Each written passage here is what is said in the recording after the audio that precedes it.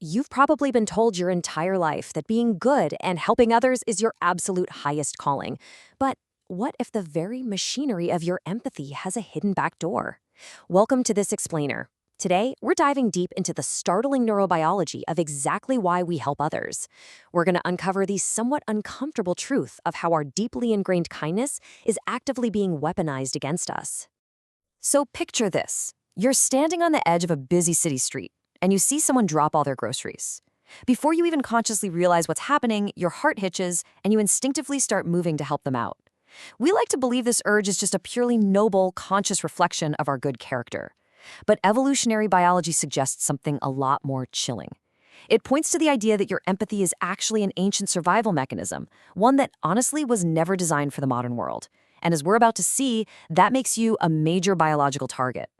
During that exact split second you step up to help someone, your brain experiences what scientists call the helper's high. It's this massive rush of dopamine and oxytocin. In fact, it's literally nicknamed Mother Nature's morphine. And yeah, it feels incredible. But here is the viral secret that manipulators already know all too well. This chemical reward system isn't just a feel-good bonus. It's actually a biological backdoor in your neural code. It's a highly predictable, mappable vulnerability that some of the most dangerous minds in history have studied and exploited. Let's get into part one, the evolutionary trap, and our 70,000 years of conditioning. Think about it. 70,000 years ago, out in the Pleistocene wilderness, being nice wasn't about morality at all. If you were in a tiny tribe of maybe 50 people and you got excluded, you couldn't hunt a mammoth alone. You definitely couldn't fight off a leopard. Exclusion meant literal death. And because of that harsh reality, evolution hardwired a social alarm system directly into your interior cingulate cortex. That is the exact same part of your brain that processes physical pain. This is exactly why saying no or feeling like the bad guy causes a real physical ache in your chest. Fast forward to today, manipulators don't even need force to control you. They just press this ancient hardwired button. This ancient wiring leads us straight into a hidden epidemic the experts are now calling pathological altruism. This is the point where your desperate, ingrained urge to be a good person actually results in your own self-destruction. And ironically, it ends up enabling predators. Manipulators use your 70,000-year-old fear of being excluded to create this curiosity gap in your moral compass. They make you question if you're really as good as you think you are. And then, super conveniently, they offer you the only way out. Complete and total compliance with whatever they want. Which brings us to part two, weaponizing your empathy through dark psychology. Have you ever heard of the Ben Franklin effect? It's wild. It's a dark psychology tactic where someone asks you for a tiny, almost insignificant favor. When you do it, your brain experiences cognitive dissonance. It basically asks itself, wait, why did I just go out of my way to help someone I don't even really like? To resolve that confusion, your brain's consistency bias kicks in and literally invents a narrative that you must actually like them. You're hacking yourself.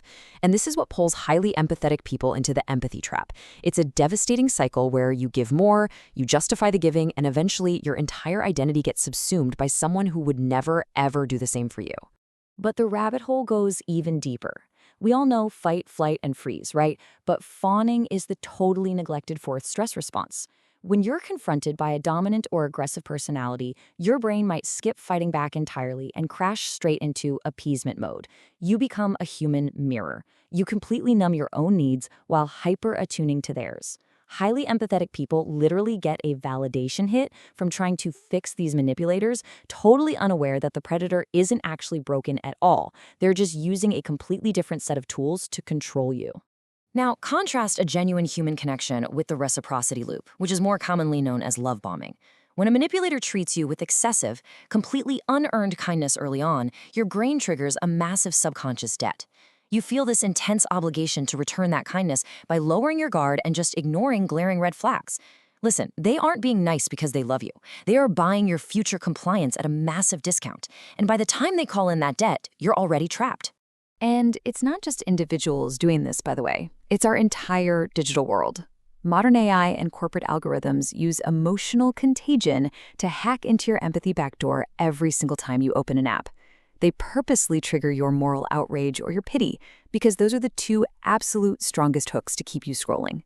They're quite literally mining your kindness for data, selling your compliance to the highest bidder, and locking you into echo chambers where your empathy is weaponized against the others. It is the ultimate perversion of human kindness.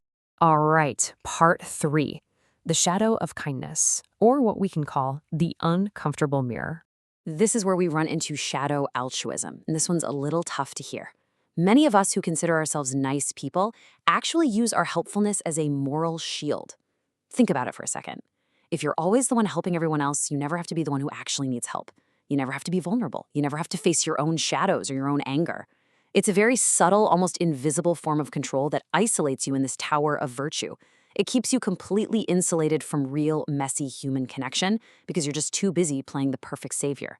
Because here is the visceral truth, and if you take nothing else away, let it be this. Your kindness without boundaries is not a virtue. It's an invitation. True psychological sovereignty means realizing that you are the unseen mind. You have to guard your capacity for empathy just as fiercely as you guard your bank account or the front door to your house, because if you don't, I guarantee someone else will happily spend it for you.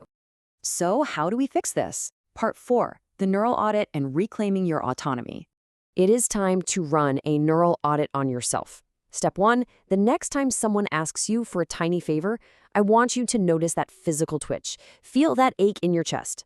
Step 2, just pause. Ask yourself, am I doing this out of genuine desire, or am I doing this out of fear of what happens if I say no? And finally, step 3, you have to learn to sit with the discomfort of someone being disappointed in you. Remind yourself that the ache in your chest is literally just a ghost of a mammoth hunt from 10,000 years ago. It is absolutely not a reflection of your current reality. When you practice this, you transform into what's called a selfish altruist. And this isn't about being cruel at all. It's about giving from a place of absolute abundance instead of a place of fear. You have to understand that your very first moral duty is to your own psychological health, because a broken, exhausted person is completely useless to the world. But a whole person, they are utterly untouchable by manipulators. Remember, the word no is a complete sentence, and more importantly, it's a diagnostic tool. The people who get angry when you finally say no are the exact people who were benefiting from your lack of boundaries in the first place. I want to leave you with this final, unforgettable thought.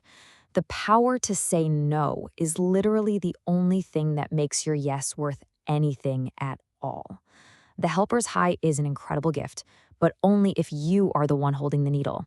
So take back your autonomy, lock the gates to your empathy, and welcome to the beginning of your psychological independence. Thanks so much for joining me on this explainer. I'll see you next time as we continue to decode the fascinating world around us. Stay curious.